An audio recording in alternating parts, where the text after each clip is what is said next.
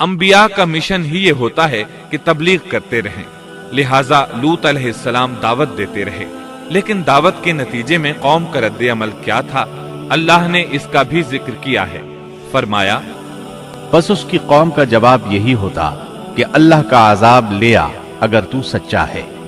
اسلام دشمن اور کافر قوموں کا جواب یہی ہوتا ہے۔ قوم عاد اور قوم سمود نے بھی یہی جواب دیا تھا۔ دوسری آیت میں ہے، لوط نے انہیں ہماری پکڑ سے ڈرایا، یعنی انہوں نے کہا، اے قوم، اللہ کی پکڑ سے اور عذاب سے بچ جاؤ، محتاط ہو جاؤ، اس کی لاٹھی بے آواز ہے، لیکن وہ ڈرانے والوں سے بھی جھگڑتے ہی رہے۔ ایک اور آیت میں اللہ فرماتے ہیں، اور ان کی قوم سے کوئی جواب نہ بن پڑا بجز اس کے کہ آپس میں کہنے لگے کہ ان لوگوں کو اپنی بستی سے نکال دو، یہ پاک باز بننے کی کوشش کرتے ہیں۔ چونکہ یہ سب کے سب لوگ فحاشی، عریانی، بے حیائی، بے غیرتی، فسق و فجور اور بدکاری میں مصروف تھے، ان کے نزدیک پاکیزگی اختیار کرنا بے معنی کام بن چکا تھا۔ لوط علیہ السلام اور ان کی بیٹیوں کے علاوہ کوئی شخص پاک نہ تھا، سب کے سب غلاظت میں ڈوبے ہوئے تھے۔ چنانچہ انہوں نے لوط علیہ السلام کو اپنی بستی سے نکال باہر کرنے کا فیصلہ کیا۔ کہنے لگے، اے لوط، اگر تو اپنے اس واعظ و نصیحت سے باز نہ آیا تو ضرور تجھے نکال دیا جائے گا۔ اس پر لوط نے فرمایا، میں بھی تمہارے اس گھناونے عمل سے بیزار ہو چکا ہوں۔ چنانچہ لوط علیہ السلام اس موقع پر وہاں سے نکل آئے اور اپنے رب سے یوں دعا گو ہوئے، اے میرے پروردگار، مجھے اور میرے اہل کو ان کے عمل سے بچا لے اور نجات عطا فرما۔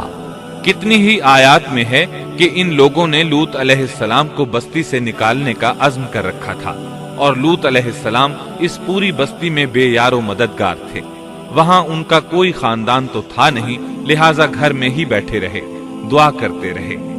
اللہ تعالیٰ نے کسی انسان کی عمر کی قسم نہیں کھائی سوائے نبی کریم صلی اللہ علیہ وسلم کے، اور یہ اعزاز آپ کے شرف، عزت اور تکریم پر دلیل ہے۔ اب ان لوگوں نے گھر میں داخل ہونے کی تیاری کر لی۔ ادھر لوط علیہ السلام نے اپنے تینوں مہمانوں کی طرف دیکھا۔ آپ ان کے لیے فکر مند تھے، لیکن وہ یہ دیکھ کر حیران ہوئے بغیر نہ رہے کہ وہ تینوں بالکل بے فکر بیٹھے تھے۔ اس وقت کی کیفیت اللہ تعالیٰ نے قرآن مجید میں یوں بیان فرمائی ہے، لوط کہنے لگے، تم لوگ تو کچھ انجان سے معلوم ہو رہے ہو۔ اس پر وہ کہنے لگے، ہم تو تیرے پاس وہ فیصلہ لائے ہیں جس میں اس قوم کو شک تھا، اور ہم تیرے پاس حق لے کر آ چکے ہیں، اور بے شک ہم سچے ہیں۔ سورۃ العنکبوت میں اللہ تعالیٰ فرماتے ہیں، فرشتوں نے کہا، اے لوط، نہ ڈر اور غم نہ کھا، یقیناً ہم تجھے اور تیرے اہل کو سوائے تیری بیوی کے نجات دیں گے، وہ پیچھے رہ جانے والوں میں سے ہوگی۔ ہم اس بستی والوں پر ان کے گناہوں کے سبب آسمان سے عذاب نازل کرنے والے ہیں۔ انہوں نے یہ بھی کہا، کہنے لگے، اے لوط، ہم اللہ کے بھیجے ہوئے فرشتے ہیں، یہ لوگ تجھ تک نہ پہنچ پائیں گے، یعنی تجھے تکلیف نہیں پہنچا سکیں گے۔ پھر ان میں سے ایک شخص نے اندر داخل ہونے کی کوشش کی۔ جبریل اٹھے، انہیں ایک ایسی ضرب لگائی کہ تمام کے تمام اوندھے ہو گئے۔ اس بارے میں اللہ کا فرمان ہے، انہوں نے لوط کو اس کے مہمانوں کے بارے میں پھسلانے کی کوشش کی تو ہم نے ان کی آنکھیں مٹا ڈالی۔ اللہ تعالیٰ سورۃ القمر میں فرماتے ہیں، بس میرا عذاب اور ڈرانا چکھو۔ وہ دھمکیاں دینے لگے اور واپس جاتے ہوئے کہنے لگے، ہم تجھ سے کل نبٹ لیں گے۔ انہوں نے سزا محسوس بھی کر لی، لیکن پھر بھی توبہ نہ کی۔ اس وقت فرشتوں نے کہا، یقیناً ان کے وعدے کا وقت صبح کا ہے، اور کیا صبح بالکل قریب نہیں؟ صبح تک انہیں مہلت مل گئی۔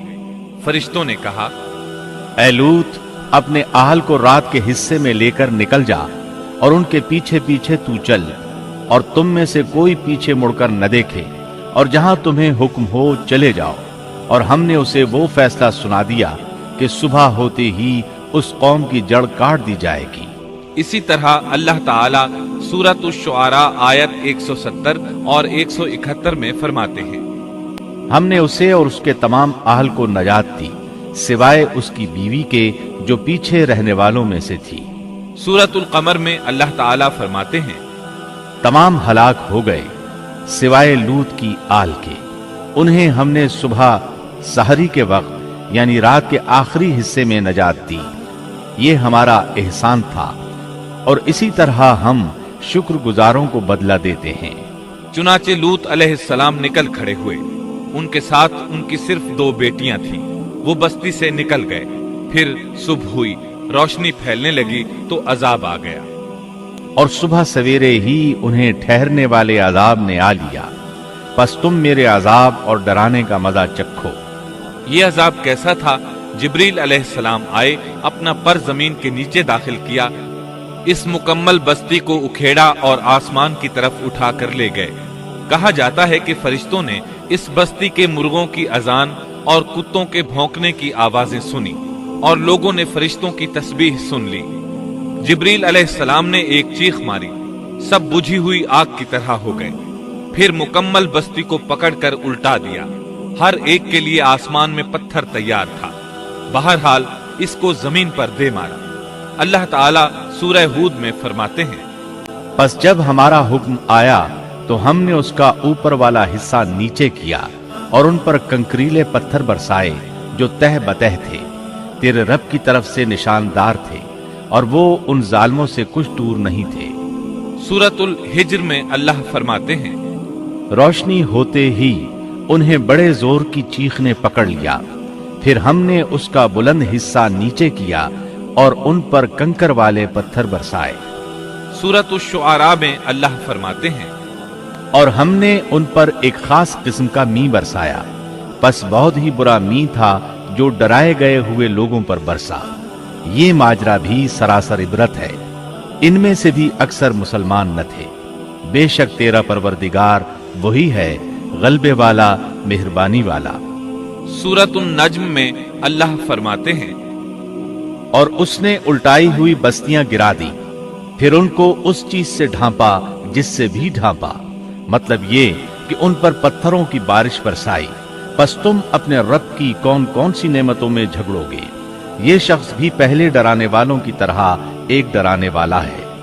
इस तरह ये बस्ती सदूम बहरे मुर्दार के इलाके में तहस नहस हो गई और इसके आसार और निशानात क़यामत तक के लिए छोड़ दिए गए हैं। इन निशानात को इसीलिए बाकी छोड़ा गया है कि सारा जहान उनको देखकर इबरत पकड़े, फहाशियों से बाज आ जाए। खास तौर पर सबसे बड़ी फहाशी जो कौम लूत का अमल था, उससे बाज आ जाए।